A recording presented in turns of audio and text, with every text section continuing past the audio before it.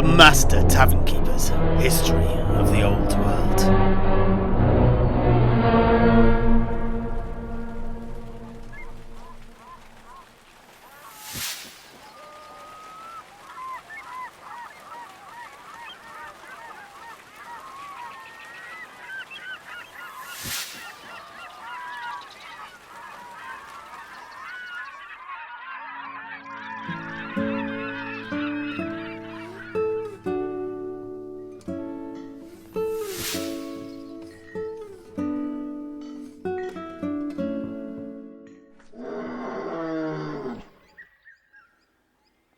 Skeggy, 1551.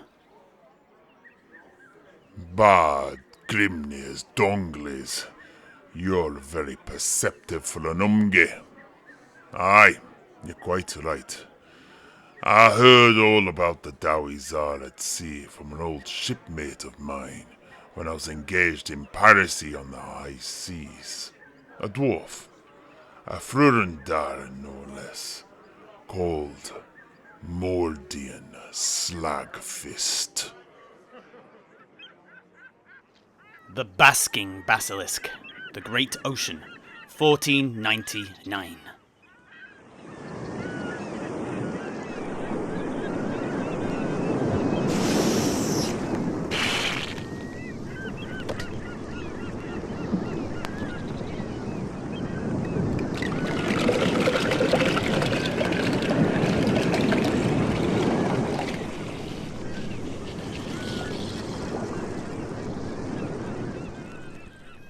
Despite myself, I'm finding that I can endure your presence, Goldbeard.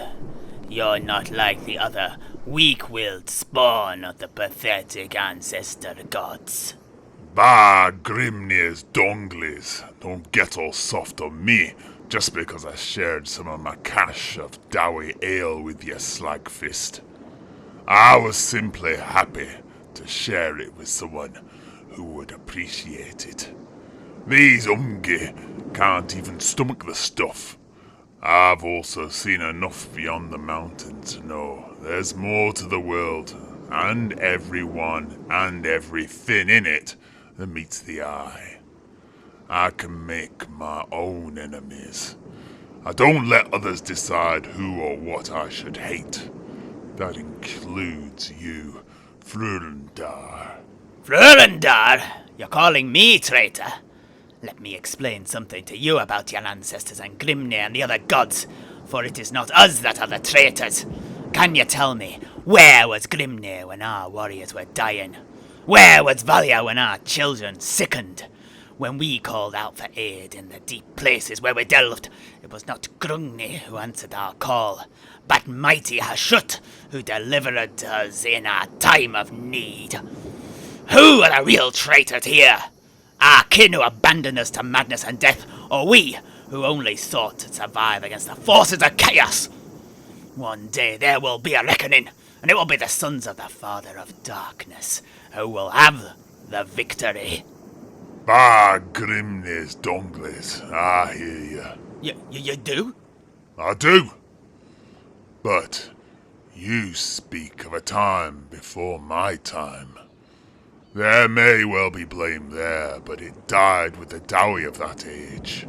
I do not carry the guilt of any to whom I can't trace a line to in my lineage. And another thing, do not mistake me for a lapdog of the lords of Kalazakarak, simply because I was born within the borders of Karakankor. I am my own dwarf. If you dislike the connotations of Frurundar, what then should I be calling you? Dawizar? Ha! Fire dwarves! We prefer the term Utkudrathzar. It's less archaic and more prosaic than that old Kazalid chestnut there you just whipped out. Ah, duly noted. You're out of ale. Here you go.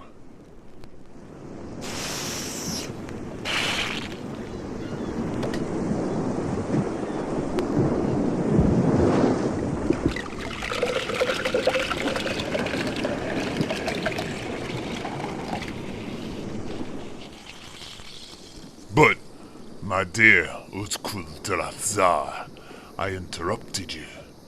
You were about to tell me how you ended up here on this pirate ship. I was, although the short answer is this. I was betrayed by those I served. I was part of a large armada of steamships that set out along the cold, ruined river, heading south through the dark lands. Past the demon stump and the howling wastes, between the black fortress and the flayed rock, and eventually out into the Sea of Dread. It was not my first trip out, far from it. I'd been part of war fleets that had headed up north through the Sea of Claws from the great fortress port of Uzklak since I was old enough to sail. I'd cut my teeth raiding for slaves and booty. Much as we do now. True, although we were not seekers of your regular mundane treasure. Rather, it was items more arcane in nature. I'd earned some renown during that time. Renown and infamy. And thus made some powerful enemies. So I decided to try my hand in the south. Unfortunately though, even as I tried to leave my past behind, my past would not leave me alone. But one good thing about my time up north was this. My experience and rank got me a position as a commander in a mighty fleet with an important mission down in the south. Ah, Grimnir's Dongles, you've sparked my interest. But there's still something niggling away at my brain. Ick me if I've ever seen a ship belonging to your fleet, Utkul. What are they like? Are they much like the fine boats of Barakvar? Ha! Superficially. But they are much improved over those flaky hulks. Interesting. You keep your anger in good check for one of Grimnir's sheep. Life at sea teaches patience, even to a dowie. Not infinite patience, though. Choose your words carefully, my friend. Ha! I'll speak as I please. You can't intimidate me. No intimidation intended. Merely a warning. Ha! Understood, Goldbeard. But you are asking about our ships. As I was about to say, our ships are massive, brutal things of iron beauty. Floating city forges, festooned with towers and halls. But it is the weapons that are the true things that marks them as strict upgrades to the rust buckets you mountain goat dowie use. Our ships bear our greatest weapons, greater than any we can employ on land, purely because the sea itself softens the deadly recoil from these weapons. Aye, I hear you. But by that token, I take it your boats are a bit on the slow side. If they're carrying such weapons of mass destruction, they must be a bit cumbersome. Ha! Goldbeard, you are a perceptive one. I'll admit that. They are ponderous, but their reach and power is worth it. Our foes can run, but they cannot hide. And what foes were you chasing down? On that trip it was the Elgi. We were to assault the High Elf Fortress of the Dawn on the tip of the Southlands. Although I never got to see it. Elves, was it? Tell me more. With pleasure. For the siege, we had the most powerful of boats accompanying us. The mainstay of the fleet were our Thunderfire battle barges. These carry immense rocket batteries at the fore. Each can launch 20-foot-long rockets filled with the worst possible concoctions of volatile ammunition that the sorcerers who lead our fleets can create. There are no worse weapons that I know of. In support of these were our great leveler battle barges. These carry enormous mortars mounted on their bows. These fire out gigantic solid iron cannonballs that are heated until they glow red. When they hit, they inflict massive damage on the wooden hulls of the ships of our enemies, setting them alight if they do not sink them straight away. And even if they miss, they cause the water to boil about them, sending up scalding steam and an explosion of superheated water that will sear the skin off any sailor it touches. The bulk of the fleet was made up of hull destroyers. These are small, fast ships that wield powerful, steam-powered rams that run the length of the boat. Their role is to protect the other ships, and they do this by ramming into enemy vessels, hammering the hulls again and again like a bloodthirsty bull. They are not alone in this role. There are thunder rollers too. These have a great steam-powered iron roller mounted on steel arms and covered with long, vicious spikes. This was the ship that I commanded. What we would do is this. Once an enemy ship was chosen, we'd build up a large head of steam and ram into the opposing craft, our spinning roller tearing through the other ship's hull like a bear's claws through man flesh.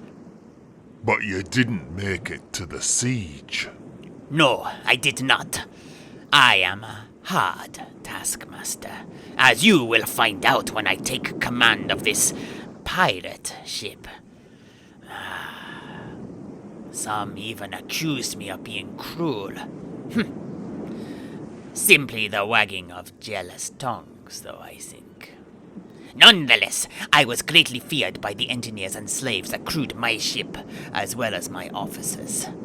I ran a very tight boat.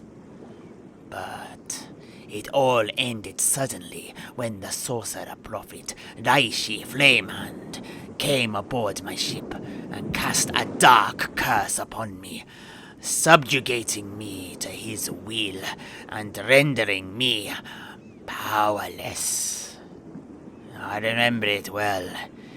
He looked me in the eyes and said,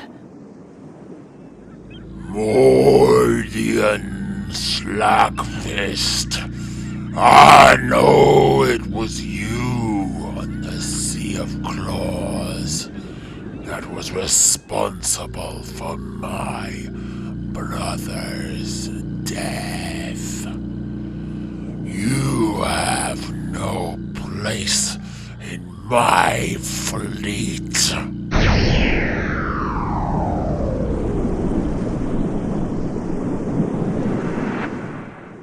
And with that he struck me down, and all went black.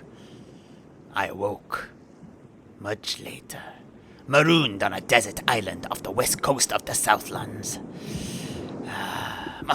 No time for the rest now. The captain is coming this way. Better get back to work. Skeggy, 1551. So there you go, Umgi. Those are the fleets of the Chaos Dwarfs.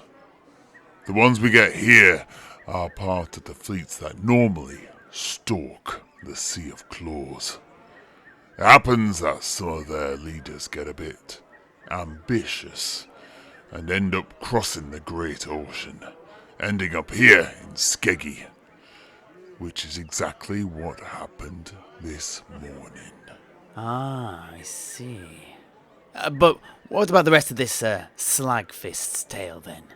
Bah, Grimney's donglies. No time for that. You've skived enough. You've customers to serve. Chaos Dwarf customers, no less. Be wary.